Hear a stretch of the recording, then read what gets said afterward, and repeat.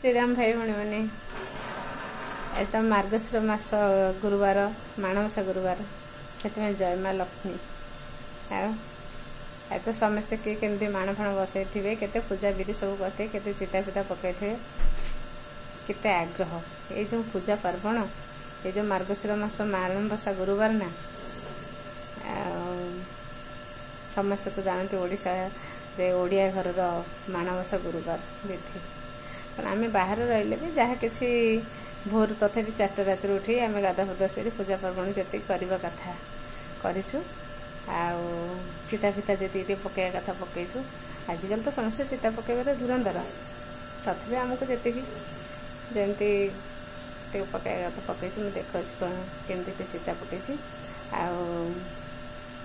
तथा रोषेईबास कौन करवा टे देखा आज कौन रोषेईबास हो देखा आज दिनटा केमती कटुची माँ लक्ष्मी दया हाँ आ समस्ते को ठाकुर को माँ लक्ष्मी को अनुरोध माँ लक्ष्मी को गुहारी जे समस्त को भल रखु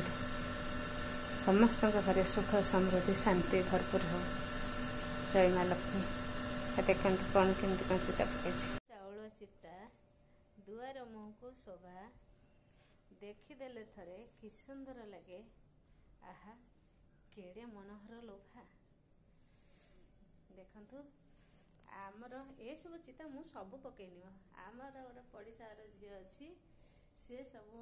तार ड्रॉइंग भल हुए आ चिता फिता पकड़ तार भारी आग्रह ये देखी दिंतु सीढ़ीघर तला पर्यंत आ मु बाहर भी देखा बाहर पटे भी तल को जापारनी यपटे मुझे देखी दूसरी तले भी पकई देछि अनेक चिता पूरा आमर लक्ष्मी विजय करछंती एसो पकई देछि ना कौन करछु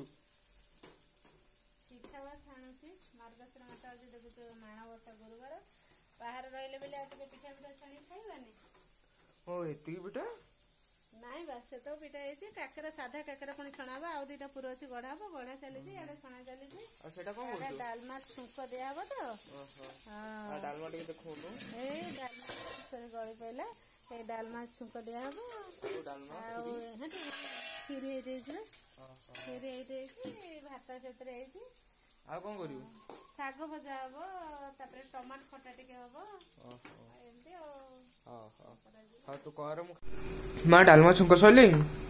हाँ छुंक सरलानी आ देखलु के तो फाइनल लुक ओह आ बढ़िया हिचु हां आसंत खाइबा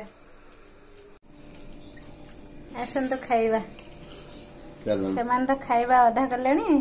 मोरे खाइबा बाकी अछि चलंतु खाइबा खाइलोनी आके कि मते वेट करी ना पहले चलंतु खाइबा खिया पिया सरिबा परे पेट टिके भारी हो जाइथिला सेति 5-10 मिनिट टिके बसी जाइथिली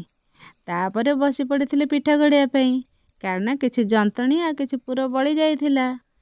बसिकी तो पिठा पिठा गड़ी देइथिली गड़ा गड़ी कर नै छाणी देइथिली तापरे चलिली टिके विश्राम नै पई रहूची जय जगन्नाथ।